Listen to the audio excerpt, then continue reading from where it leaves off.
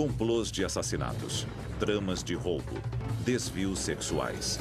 Essas não são manchetes de hoje. São os primeiros escândalos registrados nos antigos hieróglifos egípcios. Eles viviam como nós. Tinham as mesmas esperanças, temores, ganâncias, luxúrias, sentimentos adúlteros. Mas tanto na época como agora, mau comportamento tinha consequências. São contos raros que expõem a terra dos faraós como nunca se viu. Esses são os escândalos do mundo antigo. Egito. 1470. No templo da deusa Mut, em Tebas, centenas de foliões estão reunidos para um dos festivais mais esperados do ano. Mas essa não será uma agradável refeição familiar.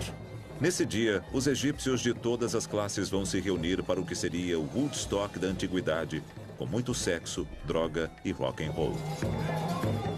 Os egípcios tinham um festival que eles chamavam de Festival da Bebedeira. E nesse festival havia todo um processo para se embriagar e para se aproximar de Deus. O festival começava passando as canecas de cerveja. E isso durava horas. A ideia era beber direto sem parar, até a maioria das pessoas começarem a desmaiar.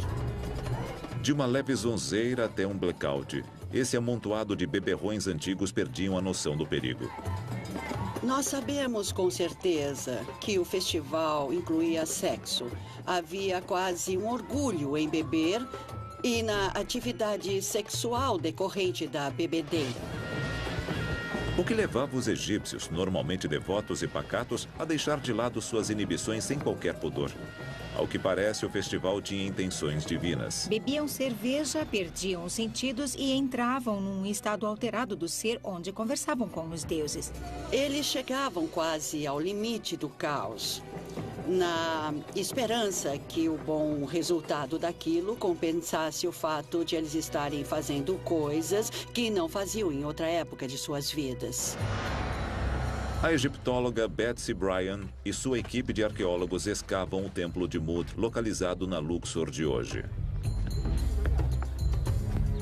A descoberta recente de várias colunas inscritas, nunca vistas na televisão, revela novas pistas sobre o festival anual da bebedeira e a motivação por trás dele. Esta é a primeira coluna que encontramos que cita o Festival da Bebedeira. A metade de cima começa com o nome da rainha. Depois diz que ela fez como um monumento para sua mãe Mut. Aqui diz, fazendo um pórtico para ela. Eu não encontrei esse hieróglifo em nenhum outro lugar. Um pórtico de bebedeira.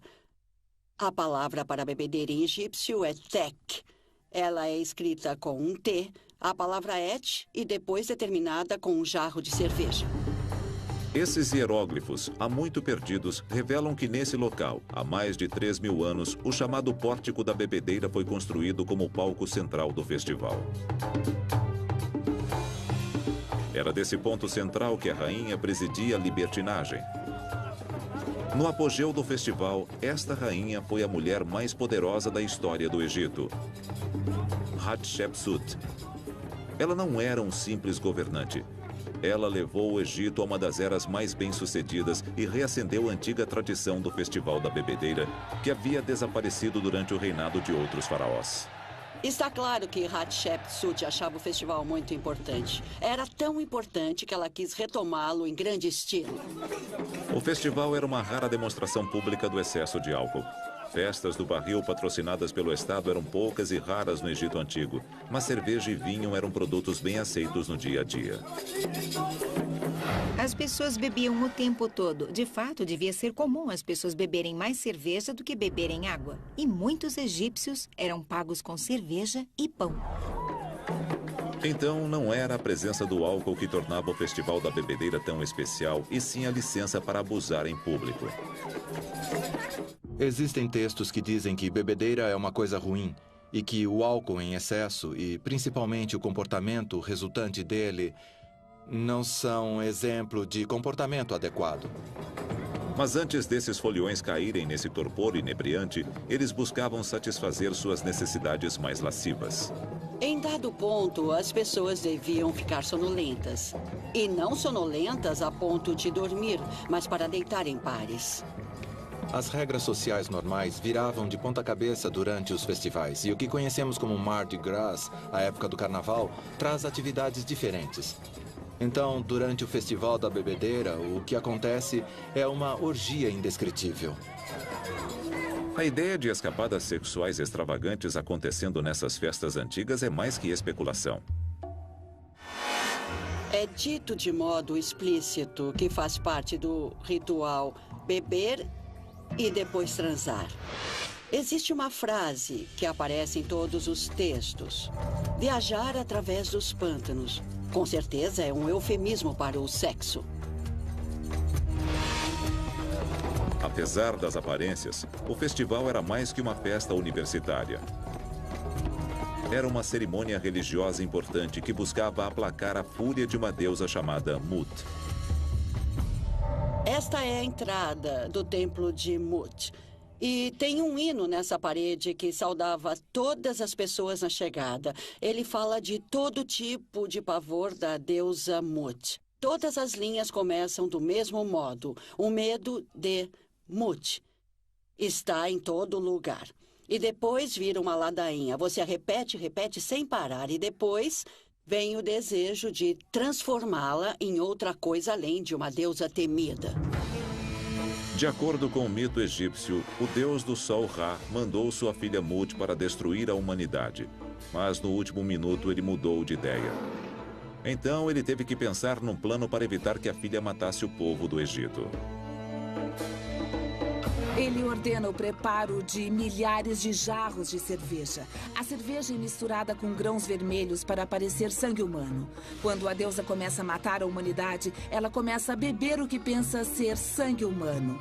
Ela fica bêbada e já não tão furiosa e disposta a matar a humanidade. Assim, a humanidade é salva. Os foliões do Festival da Bebedeira buscavam reencenar o famoso porre de Mut e ficar cara a cara com a deusa durante a ressaca brutal da manhã seguinte. Os tambores dos músicos mantinham as pessoas acordadas. E nesse momento, eles conseguiam vivenciar a deusa, podendo vê-la e ela a eles. Esse é o momento da epifania, quando ocorria a conexão entre eles. Com Mut apaziguada e a humanidade salva, os foliões egípcios de olhos vidrados estavam livres para cuidar da dor de cabeça e voltar à rotina. Pelo menos até o próximo ano, quando a deusa de porcelana voltava a chamar. Mas bebedeira pode não ter sido o único vício que proliferou durante o reinado de Hatshepsut. Um dos escândalos perdidos mais atormentadores do Egito baseia-se em diversas pistas vagas, incluindo esse desenho sexual antigo. Ele indica um caso secreto, potencialmente explosivo, entre a rainha e o arquiteto mais brilhante do Egito. O Templo Deir el-Bahri, em Luxor, é uma das maiores obras arquitetônicas do Antigo Egito. Ele foi encomendado pela grande rainha Hatshepsut para ser seu templo mortuário. Ela recrutou um homem inovador e brilhante chamado Senemut para construí-lo. Senemut deve ter sido um arquiteto extraordinário. Se olharmos o templo Deir el-Bahri, é simplesmente genial. Ele está aninhado na colina e parece integrado perfeitamente à paisagem. O projeto é maravilhoso. A ascensão de Senemut foi em linha reta. Mas sua perseverança e talento provaram ser seu ingresso no círculo real. Parece que Senemut era mais um funcionário de origem bastante humilde que conseguiu subir na vida. Nem sua mãe, nem seu pai tinham cargos altos na administração egípcia. Mas estar no lugar certo, na hora certa, com pessoas certas, teve um papel crucial na história de Senemut. Em 1479 a.C., o faraó do Egito, Tutmés II, morreu. Seu único filho, Tutmés III, filho de uma concubina do harém do rei, era apenas um menino e muito novo para assumir o comando. Coube à rainha Hatshepsut assumir o trono. Hatshepsut, sob a aparência de grande rainha, grande esposa real, assumiu a regência, o que era muito comum na cultura egípcia. Mas seu principal objetivo era mais grandioso: governar com a mesma autoridade e continuidade que seus predecessores tiveram. Conforme o tempo passava, ela ia assumindo os títulos e todo o poder do rei. Ela já tinha o poder do rei como regente, mas ela o assumiu oficialmente. O problema é que o reinado egípcio era o clube do Bolinha. Então, para consolidar sua posição no poder, Hatshepsut começou a se travestir.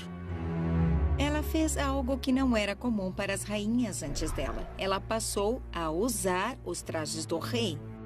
Ela aparecia usando o saiote real, a cauda de touro, a barba real, basicamente como um homem. Seu traje podia não enganar ninguém, mas demonstrava autoridade absoluta. E por trás dessa mulher com barba de faraó, havia um homem verdadeiro com suas próprias aspirações: Senemut. Senemut foi um personagem que entrou em cena e na hora chamou nossa atenção. Senemut devia ser um indivíduo inteligente e capaz que foi sendo promovido pelos serviços à rainha Hatshepsut. E mostrou ser muito valioso para ela.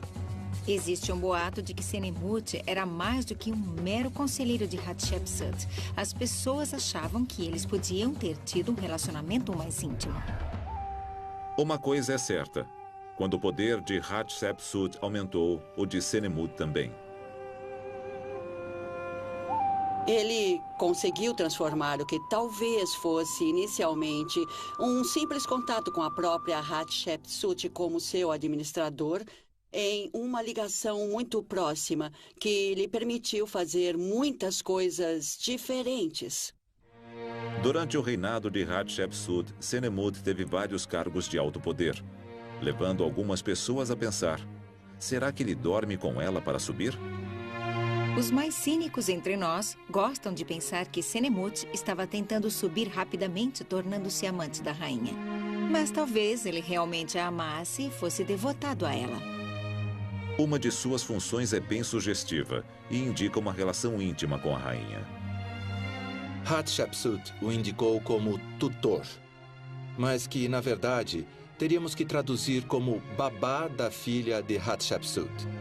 E ele mostrou em estátuas adoráveis onde a cabeça da princesa emerge e a cabeça de Senemut está acima da dela com seus braços e manto em torno dela. Alguns estudiosos especulam que talvez ele fosse, na verdade, o pai dela e não seu tutor. Normalmente, o que um faraó faz a portas fechadas é da conta dele. Um faraó típico tem todo um harém de mulheres à sua disposição que dariam muitos filhos a ele.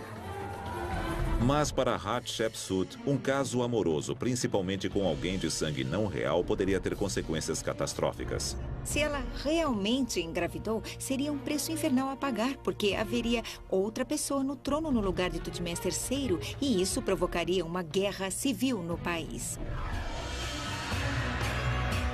Mas apesar de um caso público ser controverso para Hatshepsut, existem razões para acreditar que este foi um segredo mal guardado. Na verdade, um desenho explícito feito na parede de uma tumba não terminada, logo acima do templo de Hatshepsut, pode ser o retrato da rainha e Senemut em uma posição bem comprometedora. Existe um desenho, pintado na encosta, acima de Del el-Bahri, que algumas pessoas associaram a uma possível gozação do relacionamento de Senemut e Hatshepsut, fosse qual fosse. Poderia esse cartoon político antigo ter sido feito para satirizar um escândalo real? Os acadêmicos se entusiasmaram com a imagem e começaram a pensar: só pode ser a rainha Hatshepsut. Apesar do simbolismo declarado do desenho na parede, existem outras pistas intrigantes que atestam o relacionamento tão especial de Senemut com a rainha. Mesmo se desconsiderarmos o suposto retrato de Hatshepsut e Senemut, existem muitas outras evidências que sugerem uma ligação íntima entre a governante e o seu administrador. Quando você começa a vê-lo fazendo coisas como construir sua tumba dentro de uma obra dela ou ter sua própria imagem nos monumentos dela, isso é um passo além. Ironicamente, os esforços de Senemut para assegurar uma posição de honra na morte seriam infrutíferos. Pouco antes do fim do reinado de Hatshepsut, ele desapareceu dos registros históricos. Até hoje, seu destino é desconhecido. Será que o suposto consorte da rainha foi vítima de sua própria ambição desmedida?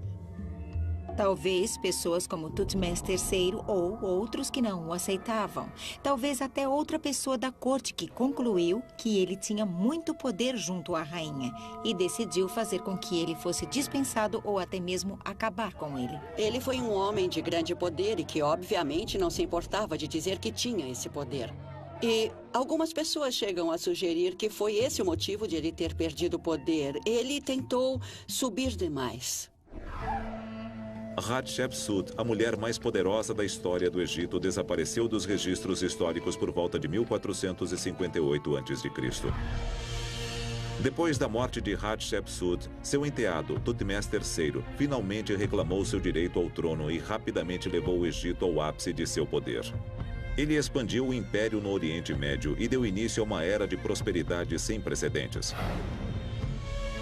Mas todo o império, por fim, cai. 272 anos depois que Ramsés III se tornou faraó, em 1186 a.C., houve grandes abalos em seus alicerces. Fundação. Ambições pessoais e insatisfação popular abririam a porta para um complô sinistro de assassinato contra o último grande faraó do Egito Antigo. A longa lista de conspiradores incluía sacerdotes, generais, concubinas e até a própria esposa do faraó.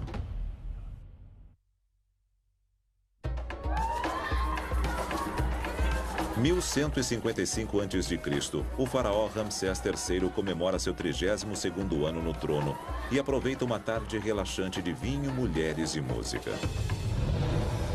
Nas últimas 3 décadas, Ramsés provou ser um líder poderoso e versátil, ordenando grandes projetos de construção e expandindo a rede de comércio, enquanto se defendia de inúmeros invasores fortes. Mas seu reinado não passou sem momentos de disputas. E mal sabe ele que está cercado de mulheres que tramam pôr um fim em sua vida, no que se tornaria conhecida como a conspiração do harém.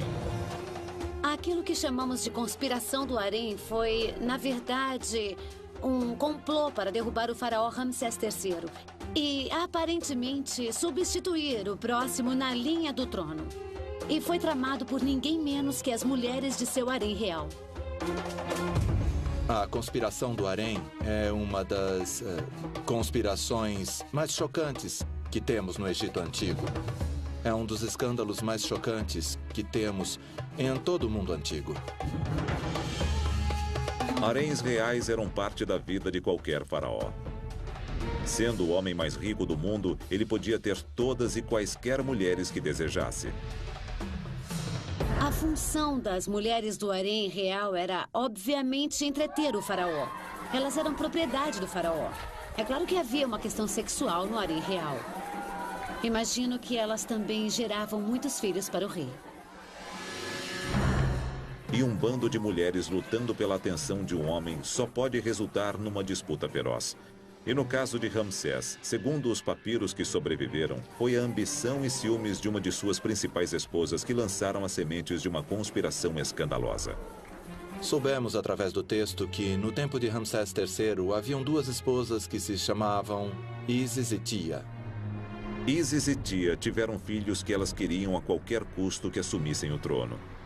Mas o filho de Tia era o mais novo e segundo na linha de sucessão depois do filho de Ísis. Tia não ia aceitar de braços cruzados a ordem de sucessão estabelecida. Para conseguir o resultado que ela queria, ela planejou o assassinato de Ramsés III e fomentou a revolta popular que permitiria que seu filho tomasse o poder. Podemos imaginá-la como uma pessoa ambiciosa, gananciosa, que queria ver o seu filho, e não o filho da rainha Ísis, no trono do Egito. A situação econômica e social do Egito na época pode ter trabalhado a favor dela. Ramsés conseguiu manter o Império unido durante seu reinado, mas de modo frágil. A terra dos faraós estava à beira do precipício. Ramsés III chegou ao poder depois de um período tumultuado na história egípcia. Ele teve que lutar com os povos marítimos. Ele teve que tentar manter o país unido economicamente e geograficamente. O Nilo não inundava com frequência. Havia fome e as pessoas não tinham o bastante para comer. Assim, ele tinha tanto tumultos internos como externos para resolver. De fato, os tempos no Egito eram tão difíceis que os construtores de tumba e seus artífices tiveram o pagamento suspenso. Eles expuseram suas queixas em público, liderando a primeira greve trabalhista registrada na história. E como em qualquer país que começa a ter baixas expectativas econômicas, o povo sempre culpa o chefe de Estado. Com o tempo, ele se tornou cada vez mais impopular entre seu povo. Foi sob estas condições políticas agravantes que a rainha Tia começou a convocar em segredo as mulheres do harém e seus familiares para um complô para assassinar Ramsés III. Parece que as mulheres do harém, do Palácio da Rainha, escreviam cartas e passavam outras mensagens de lá para parentes e outras pessoas fora do Palácio Real, na tentativa de criar uma rebelião geral contra Ramsés III. As cartas encorajavam as pessoas a atacar no momento certo, reunir homens, tomarem as armas e fazer uma rebelião contra o Senhor. Tia sabia que para a rebelião popular ter êxito no ataque ao palácio, os conspiradores de dentro do palácio precisavam ter acesso às suas defesas. Então ela recrutou os mordomos do faraó, generais militares e até mesmo o tesoureiro real para se juntar ao grupo. Mas Tia acertou mesmo em cheio nos mágicos reais.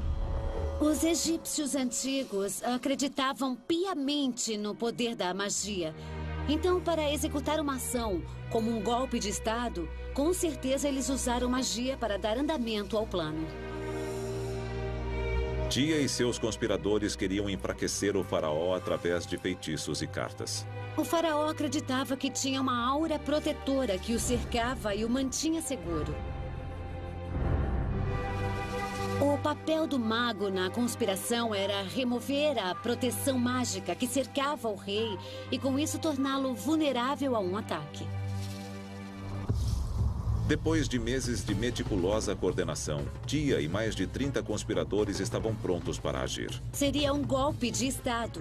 E o povo se rebelaria, lhes dando apoio quando eles atacassem o rei e tomassem o palácio. A sequência exata dos eventos é desconhecida, mas os textos antigos revelam que uma revolta armada ocorreu dentro do palácio. Infelizmente para Tia, aquilo foi apenas a metade da batalha. Apesar de suas tentativas de instigar uma rebelião geral, não houve tumulto nas ruas. Infelizmente, o povo não se uniu a eles, assim parece. Eles foram contidos quase imediatamente e presos. Mas nem tudo deu errado nos planos de Tia. Segundo algumas interpretações, quando restabeleceram a ordem no palácio, alguém conseguiu pôr as mãos no faraó e Ramsés III ficou gravemente ferido. Alguém em Tebas pagaria por essa conspiração.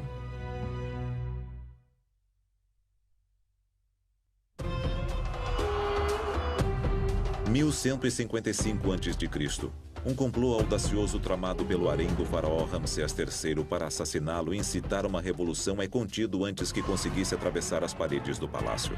Mas, segundo alguns, não antes de o rei ser mortalmente ferido.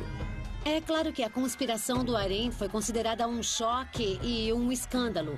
Afinal, o rei era o todo-poderoso, ele era o centro do universo dos egípcios. Qualquer um que conseguisse chegar e destronar o rei causaria uma onda de choque em toda a sociedade egípcia. E agora, com o palácio a postos e fechado, os aliados do faraó decidem levar os criminosos à justiça. O texto de introdução do papiro principal, descrevendo a investigação dos participantes na conspiração do harém, é, na verdade, um discurso de Ramsés III, onde ele nomeia o Tribunal de Juízes e determina que eles estão encarregados de todas as punições e execuções das partes culpadas. Começa uma grande caça às bruxas. Pessoas dos 4 cantos do reino são cercadas, interrogadas e acusadas. Quando o julgamento termina, mais de 40 pessoas são condenadas. A maioria das pessoas que foi punida pela conspiração do harém não estava envolvida diretamente no complô. Os textos registram que elas sabiam da conspiração, ouviram conversas entre os conspiradores e não informaram ninguém. Aqueles menos envolvidos na conspiração receberam o equivalente egípcio a uma repreensão. Eles foram açoitados ou tiveram nariz e orelhas cortados. Mas aqueles que conspiraram diretamente com a rainha Tia para destronar o faraó pagaram com suas vidas.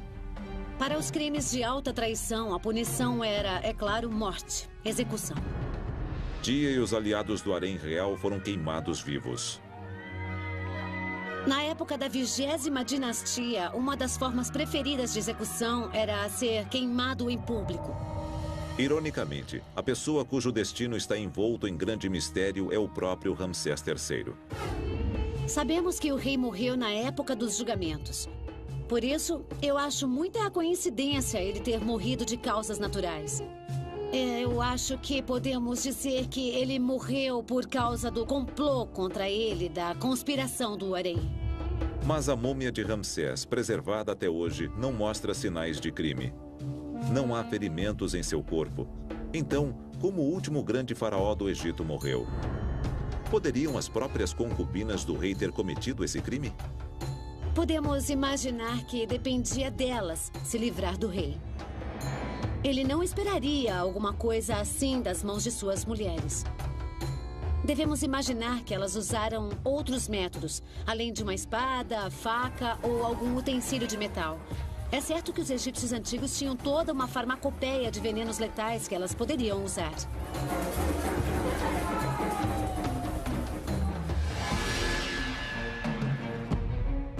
Seja lá o que aconteceu, sua morte significava que Ramsés IV, o filho de Ísis, seria mesmo o faraó do Egito conforme planejado. Mas seu reinado seria curto, bem como o da maioria de seus sucessores. Os dias gloriosos do Egito acabaram e o império estava em vias de passar de um destino longo e durável ao esquecimento. Devagar e gradualmente, o Egito se tornou pobre. O Egito perdeu toda a sua credibilidade junto ao mundo exterior. Sua economia decaiu, a inflação subiu, o desemprego também estava alto e os reis não tinham força para agir. Quando o Império Dourado se abateu, as massas estavam cada vez mais famintas, os políticos mais corruptos e o reino cada vez mais anárquico. Diante dessa estrutura decadente, surge uma rede de criminosos que começa a roubar o tesouro guardado nas tumbas dos faraós e pessoas importantes. A recompensa pelo êxito era grande, porque ali havia uma verdadeira mina de ouro, prata e coisas de muito boa qualidade, que se você conseguisse levar embora, te deixaria rico. O roubo de tumbas não era um conceito novo para esta geração de egípcios. As grandes pirâmides do Velho Reino já haviam sido alvo de ladrões em busca de dinheiro fácil. É claro que no Velho Reino havia monumentos opulentos, pirâmides, não tinha como não ver. Você consegue vê-las a quilômetros de distância. Devia haver 35 mil pessoas trabalhando nelas em algum momento. Você deve olhar para elas como um farol reluzente que dizia, roube-me. Mas ao longo de 1500 anos, os faraós aprenderam a lição. Durante o novo reinado, eles tentaram evitar o mesmo destino de ter as tumbas reviradas, escondendo-as vários metros abaixo da terra, nas colinas do deserto a oeste de Tebas. Esse lugar veio a ser chamado de o Vale dos Reis. Próximo à época do Novo Reino, os reis preferiam ser discretos. Eles queriam manter suas tumbas onde seus corpos seriam enterrados completamente a salvo e em segredo. Então, eles resolveram isolá-las e tornar o Vale dos Reis um lugar sagrado, fora de alcance, e bem guardado para enterros reais. Mas em 1111 a.C., apesar de todas as tentativas de guardar segredo, um grupo de bandidos encontrou o caminho para as tumbas reais. Como? Descobriu-se que era um trabalho interno. Os documentos que restaram do tribunal revelam uma intrincada trilha de corrupção que vai desde o prefeito até o chefe de polícia. O Vale dos Reis estava para se tornar o Vale dos Trapaceiros.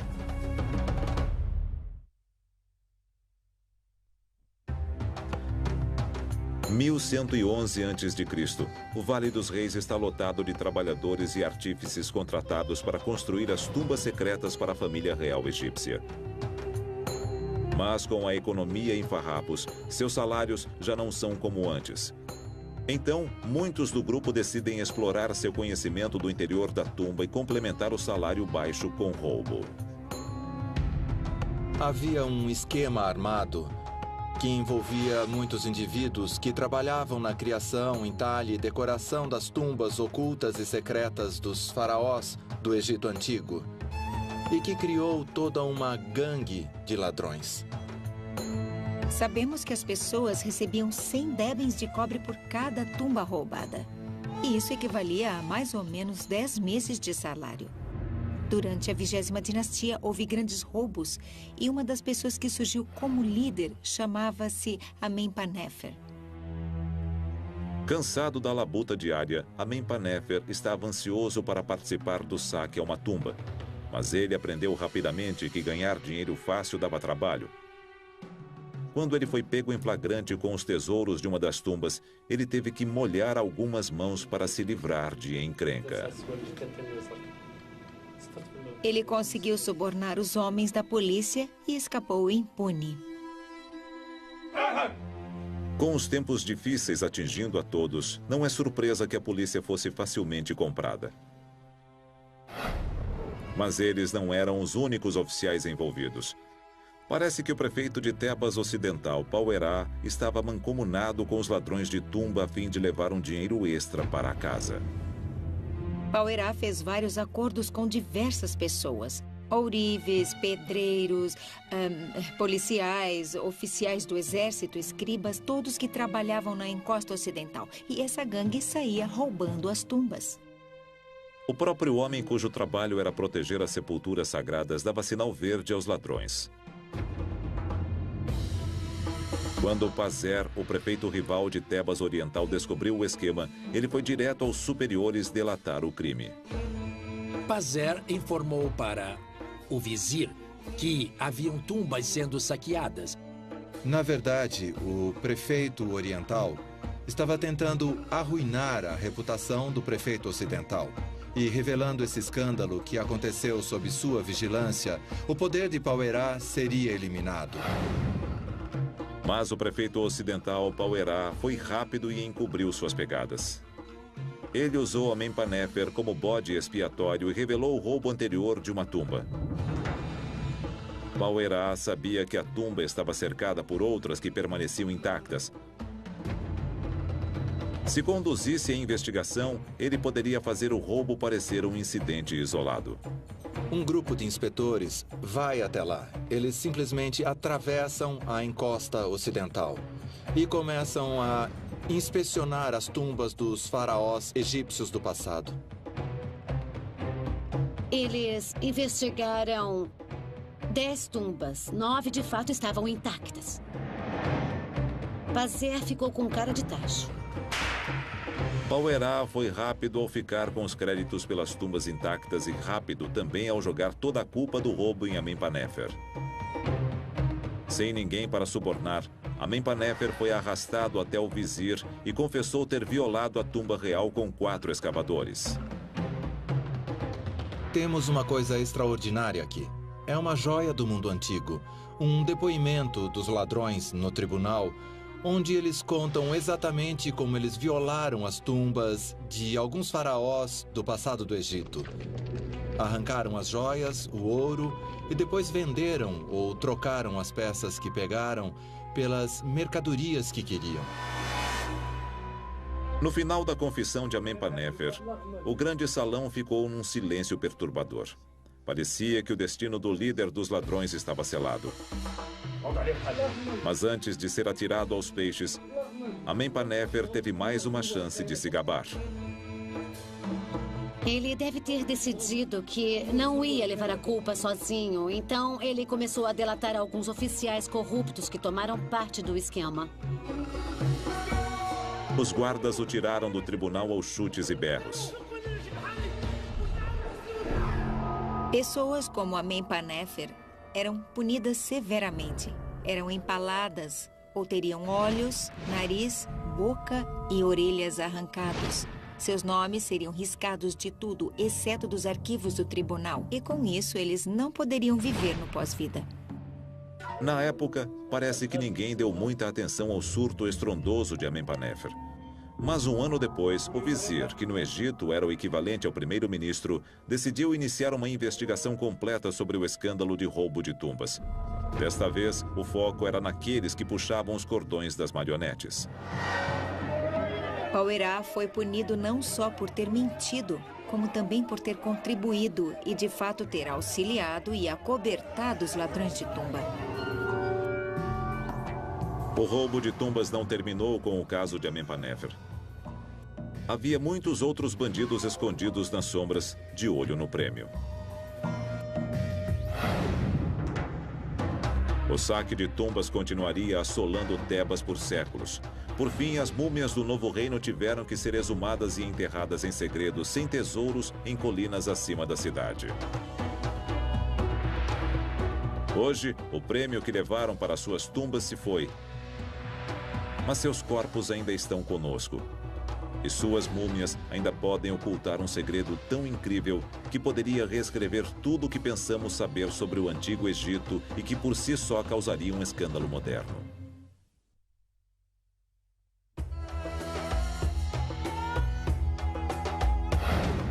Ópio, flor de lótus, cerveja e vinho. Narcóticos e álcool não estavam apenas disponíveis no Egito Antigo. Eles eram parte integral da vida diária. Os egípcios antigos tinham muitas substâncias que alteravam a mente e que eles usavam por prazer, religião ou como medicamento. Mas com respeito ao grau de vício dos egípcios, ninguém jamais os considerou viciados. Isso até uma toxicologista alemã e sua equipe publicarem um estudo alarmante em 1992. Os resultados de um teste de drogas padrão em um conjunto de múmias egípcias de 3.000 anos ameaçaram reescrever tudo o que pensávamos saber sobre o mundo antigo. A comunidade de egiptólogos ficou paralisada. Ela disse que o exame toxicológico feito nas múmias apresentou resíduos de nicotina e cocaína. Nicotina e cocaína são plantas do Novo Mundo. Então, como é que elas foram parar em quantidades consideráveis nas múmias egípcias? Antes da época de Colombo, pensava-se que folhas de coca e plantas de tabaco só existiam nas Américas. Mas esses corpos foram mumificados no Egito 3.000 anos antes. Será que os egípcios antigos faziam parte de um cartel de drogas transatlântico? A ideia era muito controversa para os estudiosos sequer se divertir com ela. Eu devo dizer que a maioria das pessoas, principalmente egiptólogos, não acreditaram. Tinha que haver algo errado. O que estava causando esses resultados aparentemente impossíveis? Houve falha no método de análise que pudesse causar falsos positivos? Ou poderia haver mesmo contato entre o Egito e as Américas milhares de anos antes de Colombo? Houve um grande furor. As pessoas diziam, será que é verdade? Devemos lembrar que Thor Heyerdahl construiu um barco de junco chamado Ra II, que partiu da costa da África e fez uma incursão pelo Novo Mundo. Thor Heyerdahl, o explorador norueguês famoso por suas travessias de oceanos em suas embarcações primitivas, saiu velejando em um barco tradicional egípcio em 1970. Seu objetivo era viajar para o outro lado do mundo em um barco feito de papiro, um material encontrado facilmente no Egito Antigo. Ele partiu do Marrocos e 57 dias depois ele chegou à costa de Barbados. Ele provou que um barco de junco poderia sobreviver a uma viagem oceânica. Se os egípcios antigos tinham meios para construir um barco resistente, o que os impediria de navegar pela América do Sul em busca de cocaína e cigarros?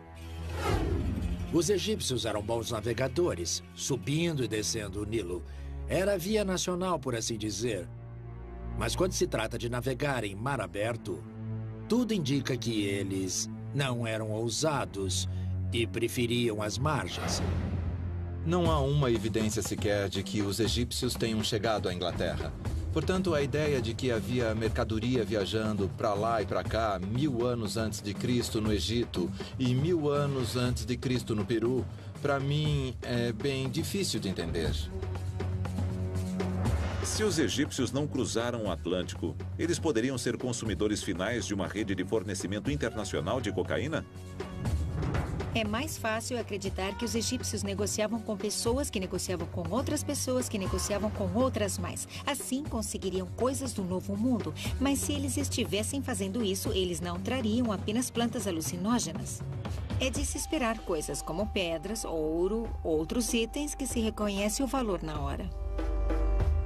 Sem qualquer evidência arqueológica de outros produtos do Novo Mundo chegando ao Egito e nenhuma menção de cocaína e nicotina nos hieróglifos egípcios, os peritos não puderam fazer outra coisa senão questionar a ciência que iniciou o debate. Uma causa comum de falsos positivos em exames toxicológicos, principalmente em espécimes antigos, é a contaminação da terceira parte. Poderiam as tais múmias com cocaína ter sido expostas aos narcóticos do Novo Mundo séculos depois da era de exploração? Entre os céticos, essa é a explicação mais popular para o resultado alemão. A cocaína era muito usada pelos membros da aristocracia e pessoas ricas por volta da virada de 1800 para 1900. Algumas múmias, pelo menos as da coleção de Munique, pertenceram a membros da família real germânica. Não é de todo impossível que membros da família real tenham feito uso de cocaína. Em certa época, as pessoas usavam folhas de tabaco para afastar insetos e pragas do depósito do museu no Egito, bem como em outros lugares. É bem aceitável. Mas o contato com as folhas de tabaco associado às muitas pessoas que fumavam os deliciosos cigarros egípcios sobre as múmias pode ter penetrado na pele e produzido tais resultados. Mas até que mais testes sejam feitos nas múmias com cocaína, um veredito final pode não ser possível. Sem analisar as próprias múmias germânicas, não podemos dizer em definitivo se havia ou não cocaína presente nas mesmas. Se os testes forem refeitos e aplicados nas mesmas múmias, acho que seria bem interessante ver os resultados. Se a teoria provar ser verdadeira, será um escândalo moderno de proporções históricas. Se alguém conseguir provar que, de fato, houve algum contato direto ou indireto entre o Velho e o Novo Mundo, seria fantástico e mudaria a história do mundo, não apenas a história egípcia. Mesmo que os resultados apresentem ou não algo relativamente mundano, talvez eles apresentem algo extraordinário. No mínimo, vai abrir nossa mente para as possibilidades. O mistério das múmias com cocaína permanece sem solução, aguardando novas evidências que coloquem um fim na especulação de uma vez por todas. Mas, baseado no que sabemos sobre os egípcios antigos, uma conclusão é inevitável. É certo que escândalos e comportamento escandaloso existiram no Egito Antigo. O que é particularmente interessante é que temos muitas evidências disso. A partir do texto administrativo, podemos reconstruir histórias de atos bons e maus que várias pessoas cometeram ao longo de 3.000 anos da história egípcia antiga. Fico sempre surpreso com o fato deles terem vidas tão parecidas com as nossas. Eu acho que as pessoas nos últimos 5, 10 mil anos não mudaram praticamente nada. Os egípcios antigos podem ter sido o povo mais avançado de seu tempo, mas eles também eram propensos às fraquezas inerentes ao caráter humano. Hoje, eles se foram, mas seus escândalos permanecem. Versão brasileira DPN Santos.